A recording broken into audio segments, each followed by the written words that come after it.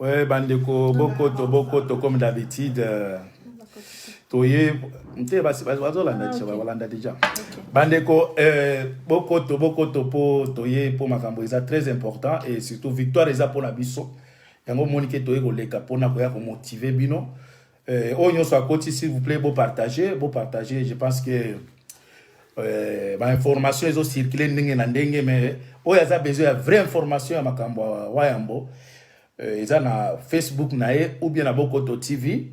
Bandeko tout oyo boyebi ke bozana ba site belé bozwa image oyo koza revendiquer na motute po wayambo azali ya peuple. Ça veut dire tango to sali boye site na yo soki okozwa image oyo pona ko faire véhiculer message ba tutu ba yeba vérité ya makambo wayambo sans montage sans ba sentiment biso to ça ba biloko sentiment te partager yango ndeko na ngai na moni déjà bozo kota ebele soki olingi wayambo partager émission oyo po ezala bandeko la biso bana Kasai ba musu ba Bandundu Équateur bazala ba Congo tolingi to ebisa bino na étape nini to comme pour le moment pour tozui ba pele belé par rapport ya makambo ileka kilobi tolingi to ya lisuko éclairci ni bino po bo paniquer te bo paniquer te po ba kadia ba osala tout ba kotisa bino ba information ya lokuta yango to senge pa na bino ndeko na ngai soki ozolanda biso na Facebook la première des choses partager pour tolingi émission et circuler mutu soit informé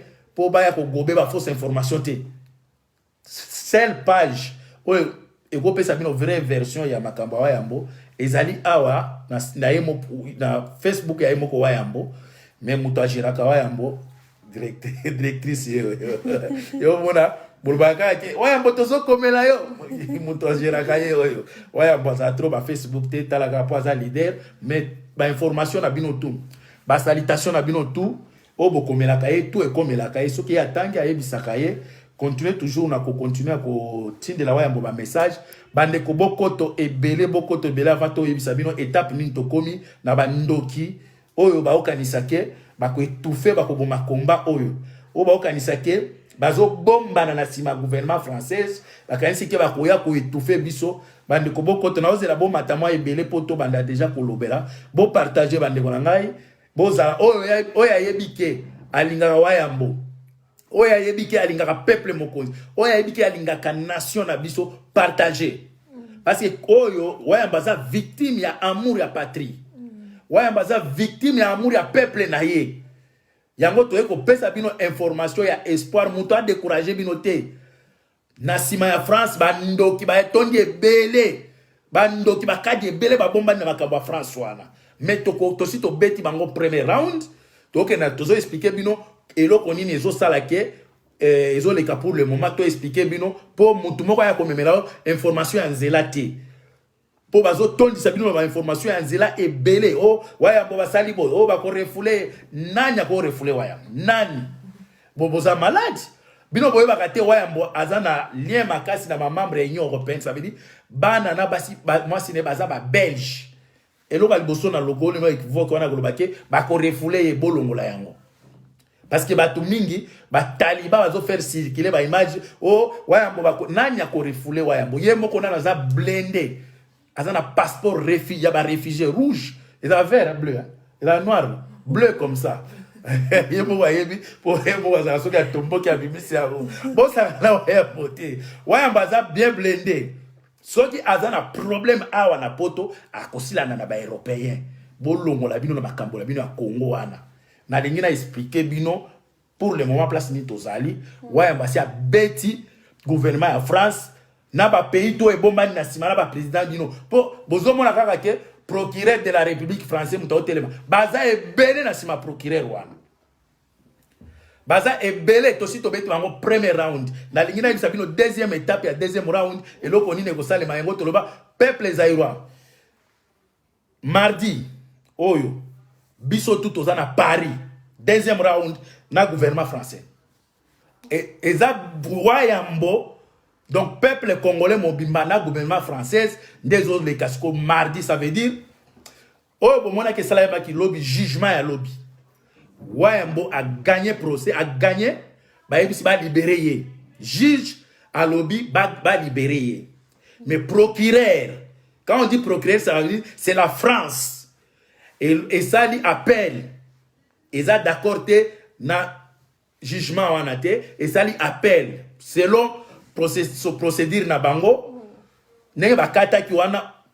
Donc ekosuki wana te bapesaka chance na cas adverse, ça veut dire procureur de la République, ça veut dire ba français po wayamba azosamba ndenge na ba français azosamba na ba français azosamba te na mutu non, eza état français nde ezosambela na bokechu bango sikoyo basepeli te na jugement ya juge alobi balibere ye.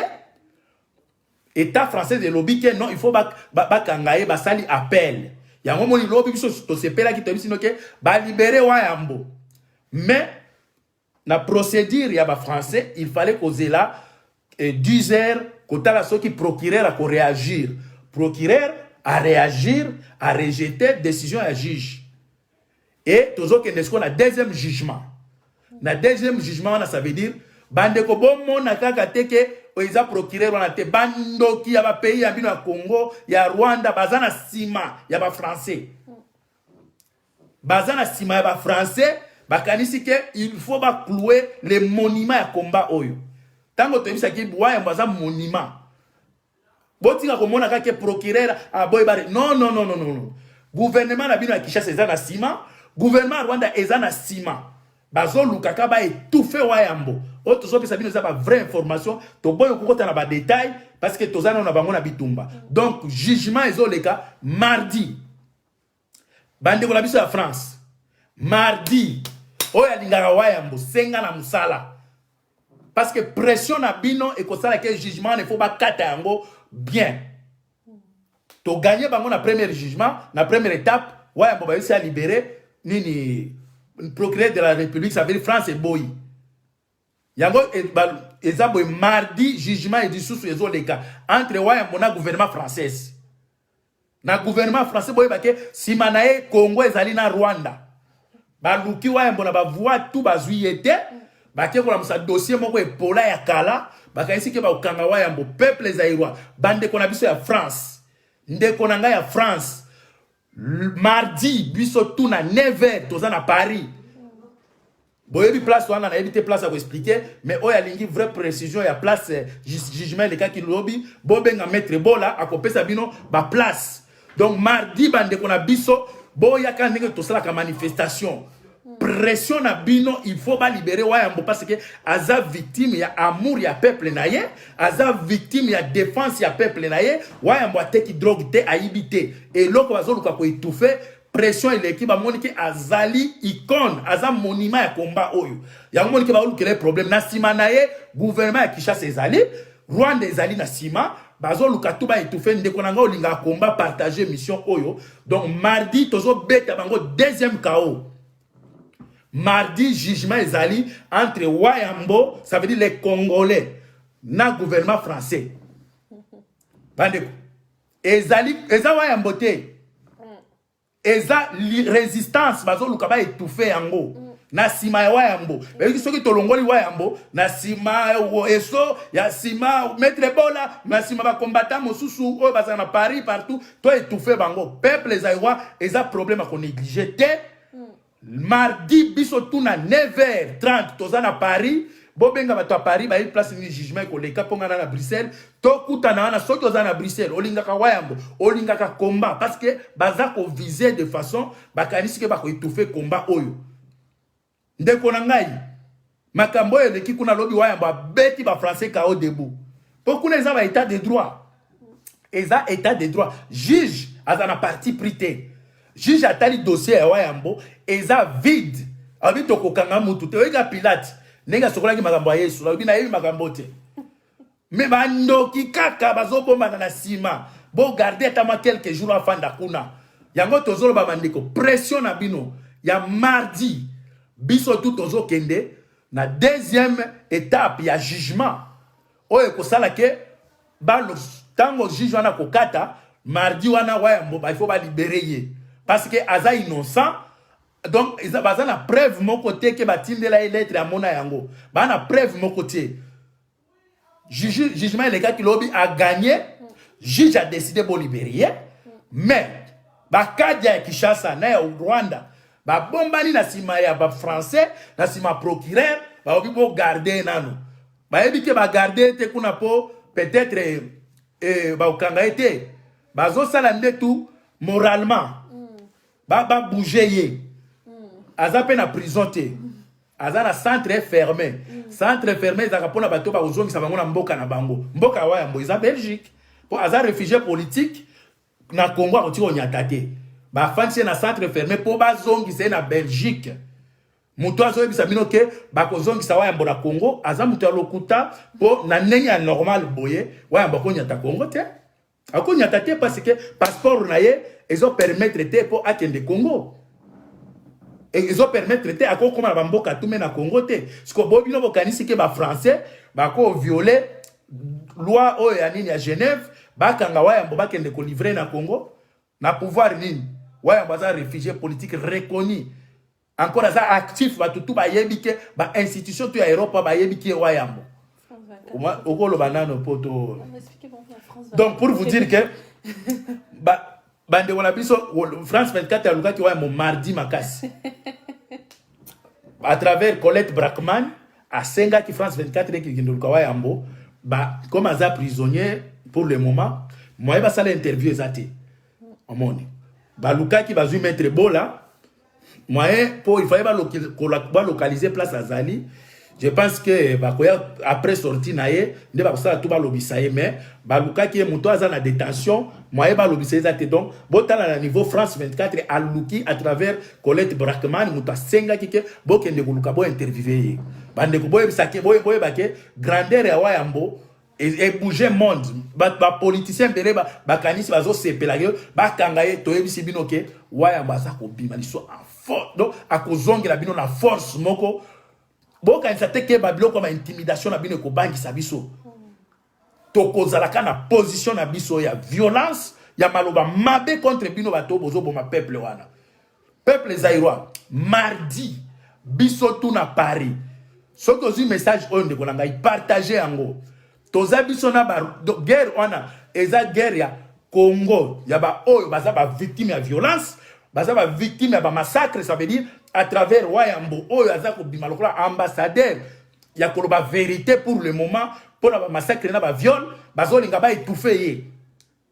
Il y a un moment où il y a France, il y a France, aza pire muta Kagame, aza pire muta ya Chilombo, bazo kanisake na sima na bango bakobomba na France eza état de droit. Na état de droit na bako juger yango ndenge sengeli lobi nano to beta ki bango balobi ba libérer bango ba boyi basali appel.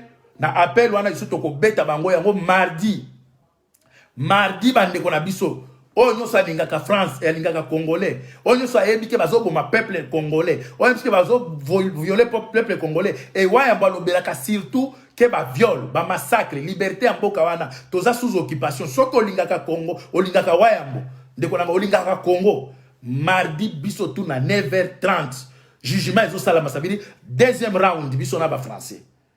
Ce que Fandi nanda kondenanga oza complice.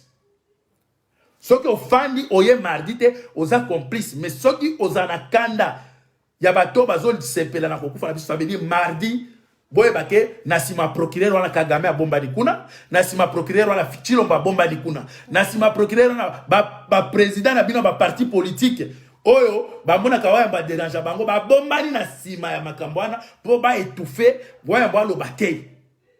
Peuple zaïrois, message est que mardi ezali le 25. Entre temps le 25 wana toza pena jugement mosusu awa. Ngana wayamba.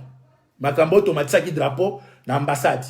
Toza isu convoqué awa. Peuple bozo bona comment tozo se sacrifier pour na bino peuple na biso. Le même 25 toza na jugement awa, ça veut dire ngana ko se déplacer pour na moni bato ebele baza ko se poser ba question et soit été ngana salaki. Mais le 25 il faut na représenter wayambo awa nanga moko parce que biso mi balé les sous ambassade ya Congo et fundi biso awa. Le 25 il faut to samba makambo tomatisa drapeau ya Zaïre na ambassade na bino. Ça veut dire ngai na Paris soki bomoni nga te boka mate parce que toza na jugement mosusu awa ngai na wayambo ba convoquer biso nani apportaki biso plainte ambassadeur na bino ya Congo.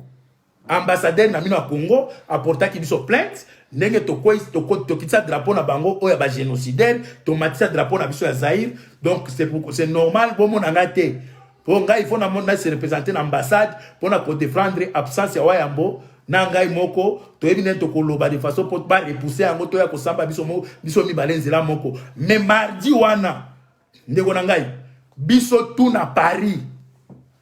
Biso tout ba na Paris toko beta ba français jour wana Chilombo ko betama Kagame ko betama. Bokomona mardi tozo bima, Wayamba zo bima libanda. Muto biso ko sabino tepo, bazana preuve moko te.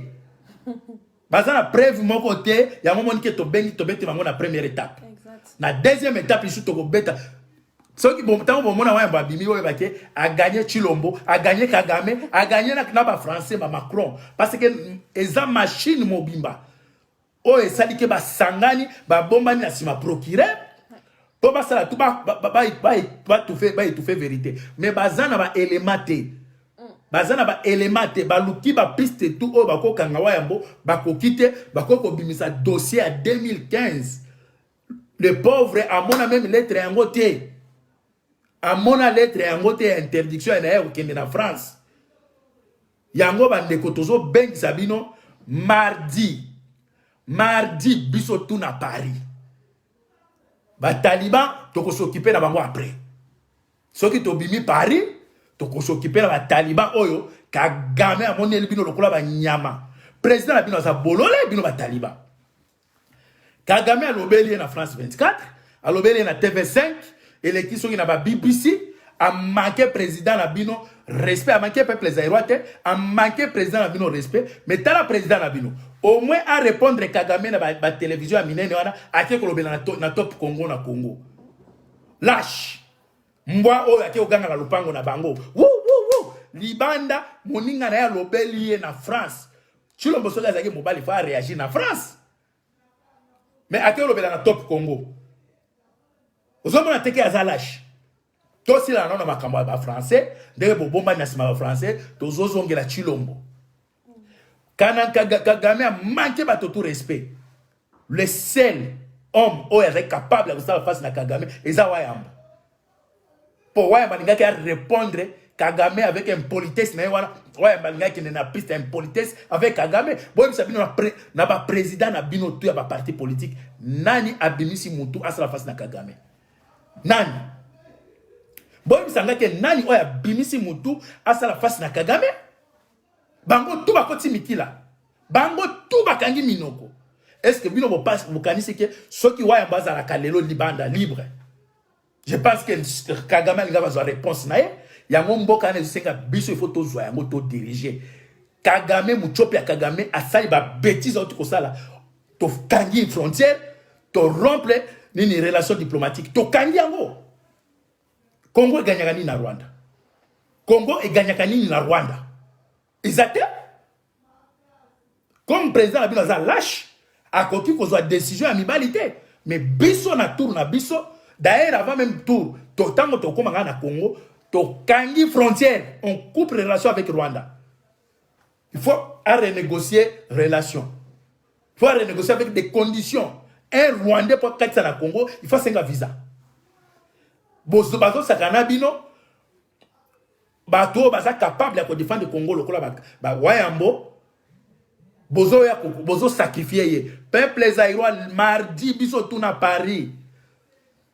Boto kende kuna il faut to bimana Wayambo toko gagner bango mardi ndeko na ngo zaka na Paris bande ko na biso ya Starcell bande ko na nga ya biso ya France mon ba jeune oyo penza oyo yemo ko loba ke ti fait le malin bo fanda na manda côté boya ko défendre leader oyo ya défendre ka peuple zaïrois aza victime ya amour patriotique oyo aza na ngo envers peuple na ye aza victime ya ba mama oh ya ba maman baza ko violer aza victime ya ba maman ya bana mike bazo boma Wayambo aza ko défendre ba valeur liberté à peuple zaïrois yango to senga ba jeune tout ya Paris ba wesh kasu ba minga ba wesh wesh ba petit la biso de ba français la biso de ba wesh yemo ka lo ba on Paris pas Paris donc ba jeune à Paris oh yemo ko ba bozaka espoir na ye bozaka espoir de Wayambo ya ibisaka ke tu fais le malin tant on bika tu fais le malin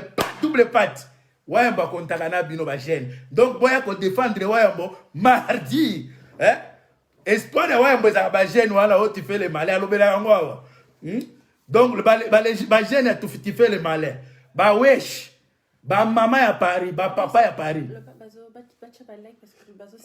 bandeko botia baleki parce que bandoki bazotia bato omona o bazosepela na émission te botia baleki ebele mpo bakata émission te botia baleki ebele bandeko botia baleki ebele bazosignale mpo ekoma lokola émission moko ya haine tribal botia baleki ebele ndeko na ngai yapuye mbangu mpo awa deja ozolakisa ke bakadi ya bakoti awa ebele bazolinga émission ekata bandeko botia baleki ebele edomine bango Davina lobana na melano mai po biso na bino toza na bino lobana yesi ko alobaka anglais alobaka français alobaka espagnol tiko to lobela bino mais kimongo a évité lobela ba mona français ba yoka na ngala zozo ngala bino.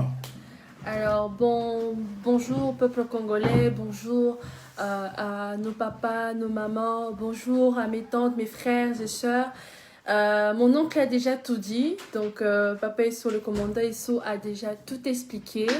Nous, on est rassurés, donc on s'inquiète pas parce que déjà de la première partie, ben, les juges avaient décidé que voilà que papa est non coupable, donc qu'il devait absolument être libéré.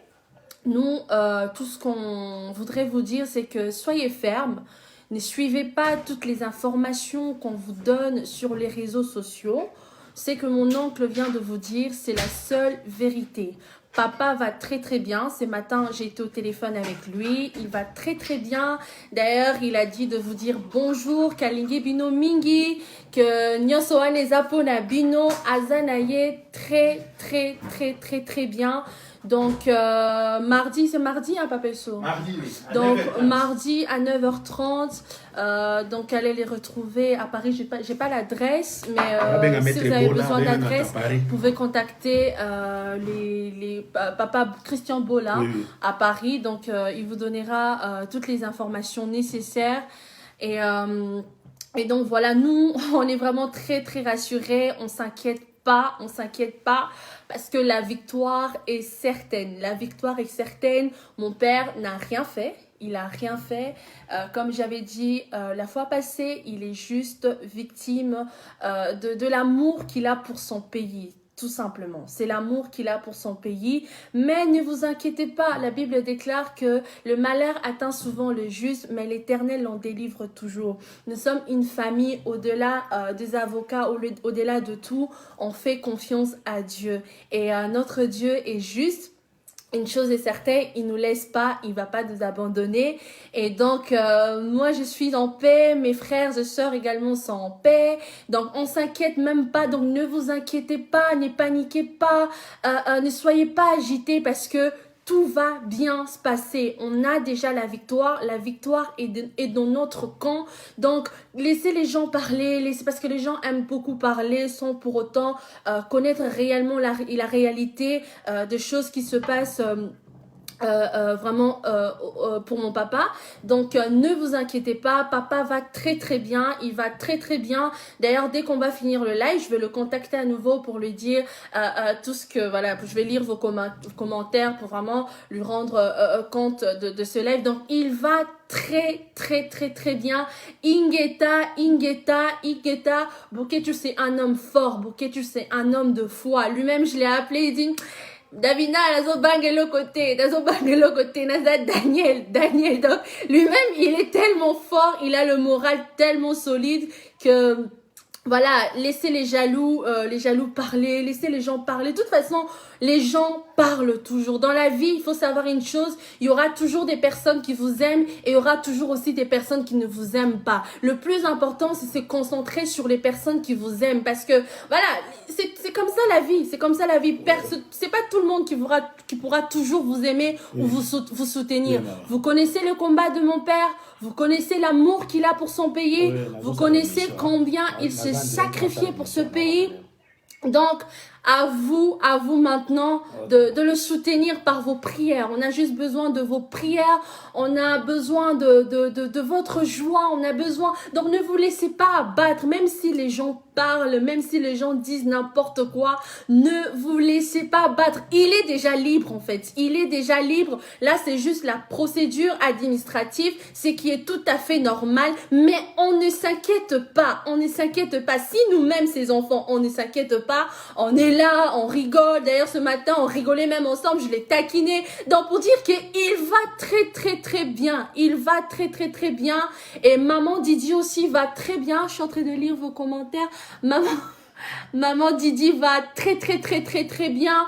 Vous savez, moi, comme je vous ai dit, on est vraiment une famille qui croit en Dieu et comme on aime souvent dire, Dieu est un très bon papa et Dieu va agir en faveur de son serviteur, en faveur de son fils et donc voilà, donc merci encore pour votre soutien, merci pour votre soutien, que Dieu vous bénisse, Papa So. Je sais pas. Bon,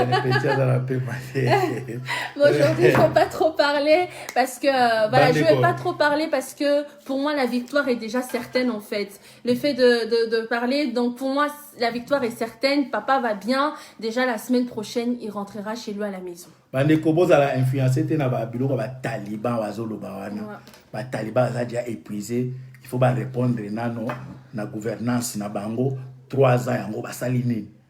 Kagame a manqué bango respect basali nini. Bokecho azako bondela peuple. Ba taliban bo sila na makambo nzalo ekoti na Kasai. Bo sila na insécurité za na est. Sujet à Bokecho a déjà héros national. Vie ou mort, Bokecho il a fait déjà son histoire. Mais yo, au mot tala nano à venir à bananao. Bokecho banana ba réussir. Bokecho a réussir banana ko faire réussir banana ba sala ka batanga. Bokecho a souci à bana ya Congo. Bana oto benga bango génération les 17 mai arrivé à Afdel. Bayebi éducation te bayebi courant te bayebi kimia te. Bokecho zo bunda po bana wana quand même ba bénéficier na kimia. Depuis le 17 mai, bateau ba Rwandais ba ya 1997 96. Ti lelo peuple azo connaître kimia te. Bana babota minase ba viol, babota minase minduki, bana babosa minase ya nini ya nzala. Bokecho azo lingande makambane ezo sila. Bokecho bana na ba réussir. Bokecho bana ba lia bien, mais au contraire, il se sacrifie pour d'autres enfants. Bokecho ana bana ebele ya Congo tout bana nae, mais azana bana nae biologique, mais tant que pas un papa au Congo, alingi bana nae peut pas bénéficier d'éducation locale à bana nae. Est-ce que ça n'est l'eau comme sous eleki un homme qui se donne pour les autres? Il se sacrifie pour les autres.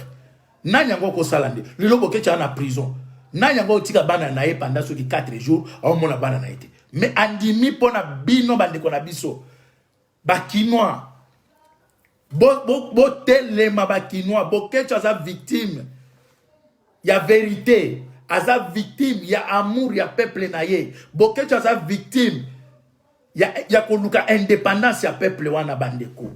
Bo bima lokola ba jidate. Bozo sacrifier ndeko na bino. Muto azolo baka vérité.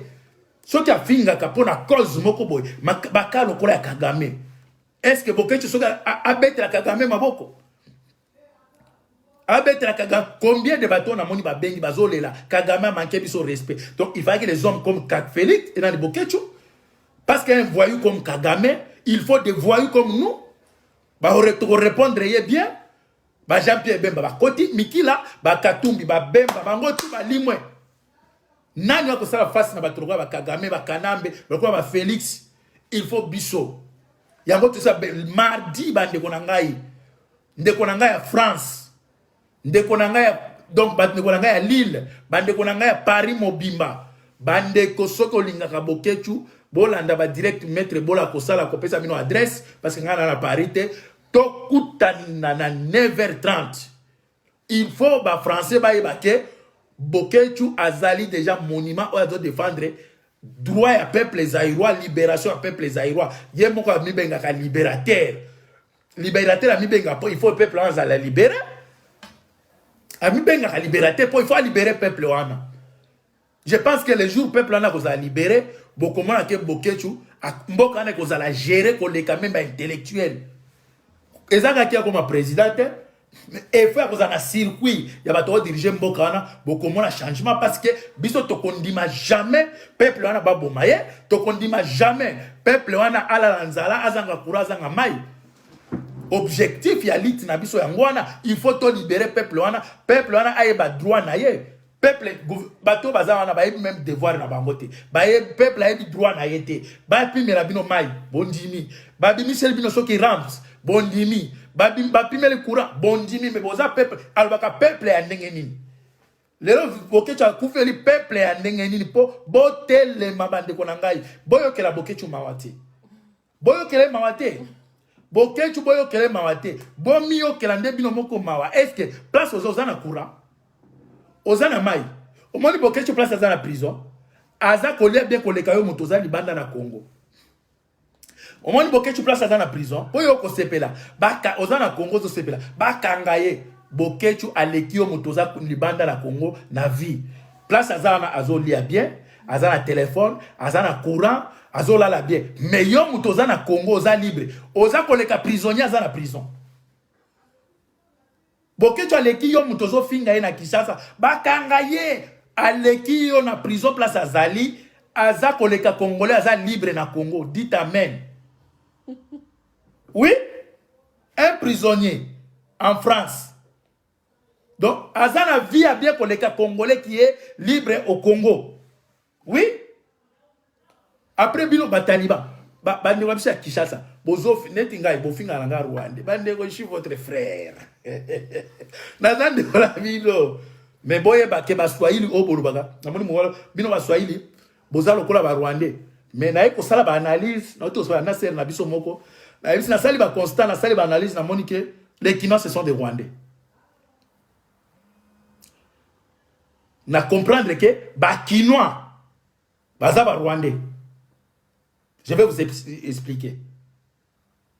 Comment ça se fait que bato ya est au bon traitake bango baza lokola ba Rwandais baza ko linga ba Rwandais te bazo benga na ba Rwandais mais tala na Kinshasa comment bino ba Congolais ministre la bino soki agriculture wana soki nani soki Masaro soki nani na ibe tayete bo comment ça la fondation ya mutu Rwandais wana bozu moi c'est Félix Rwandaise bo sale fondation mais bokende na beni na Butembo soki bo mona ba fondation wana exact ba lingi comme na ba Rwandais te. Moi je pense que les Kinois ce sont des Rwandais pour Kinois azo betela kanambe maboko kanambe akende na Butembo na beni soki ba betele maboko ba je oyo ba Rwandais bo sala na Congo na est zo le kate ça veut dire ba vrai Congolais ba ta est. Les Kinois, ce sont des Rwandais. Parce que Kinois a lingi Rwandais. Kinois a lingi obete Rwandais maboko. Kinois a lingi comme na Kanambe. Kanambe o muto abomi bino pour comme obete le maboko. Les Kinois, vous êtes des Rwandais. Bata est au botritango ke ba Rwandais c'est faux. Parce que muta est a lingi Rwandais ta. Bino moko bomoni makambo le kina ba beni na Butembo. Ba bengani Monisco. Pour ba Monisco a protéger ba Rwandais. Mais bino na Kinshasa boza ko betela ba Rwandais maboko bozo komisa ba Rwandais muto abomi bino violer bino surtout ba Taliban komisi Kagame a beteli Kagame maboko toza ko ibisa mino nga muto ko sa charger na bino ba Taliban bino même njikwambila we ba Taliban njikututa jintu mudisu na olobisa biso peuple zaïrois mobilisation en plus mardi biso tout okuta na Paris oyo salinga Congo oyo salinga Kabokechu oyo aza ko défendre aza souci ya bano ba olala nzala o ba zolola libanda bande ko na biso na moni mutu walo bija Davina je t'aime oyana ba je t'aime va lokuta te pour la moni je t'aime na wana ochina rouge ya kerboye keva la yo to wana makamba Bokechu comment je t'aime après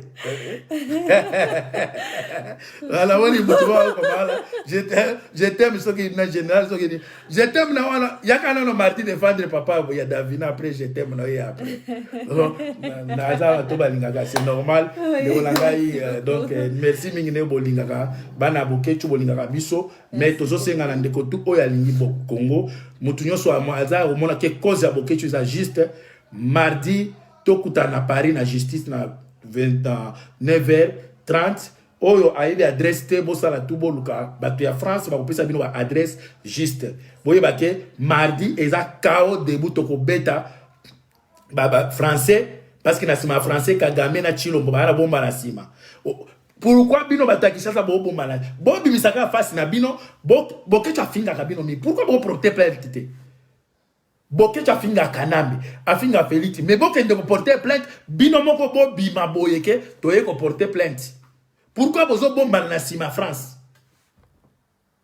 bato ya Kinshasa bozo bomba na sima France bozo poussa kamoto bo garder na nazo bo bimisa face na bino moko bo porter plainte ma finga boni boke cha fingi bino pourquoi bo ko porter plainte te Kagame ba finga bino ba fingio porter plainte contre Bokecho botika ko bomba na sima ba français na procès moko bidon bokanisi ke bokanga Bokecho mardi mande kolangai boya ebele il faut to défendre Bokecho donc mardi biso tout na Paris parce que mardi nde Bokecho akosamba lisusu face na procureur wana beli ya France pour ba libérer Bokecho aza libéré mais procureur wana sali appel pour Bokecho a basamba lisusu.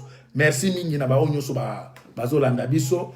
Merci na ba lekoto ba partager ba site nyonso oyo zui image oyo mutumo ba poursuivre bino azate zwa image yo tia na site na yo partager yango. Je pense que Nzambe akosunga mutu nyonso oyo akozala lobby et mardi kuna toza toujours message na bino to ezo komama awa na oyo afingi tokokomisa wa yambo ke ofinga ki wa yambo po biso to ba démocrate na oyo akomi akomisi wa yambo asambele pona wa yambo ba message to ekokoma Nzambe apambola bino Nzambe abatela bino Bokecho aza leader icône lobi bokoye ba valeur na yeke Bokecho azaki élu de Dieu et tozo promettre bino ndenga yebisaka bino ke aza libérateur et toko libérer mboka wana dit amen ingeta Nzambe abatela bino bonne journée.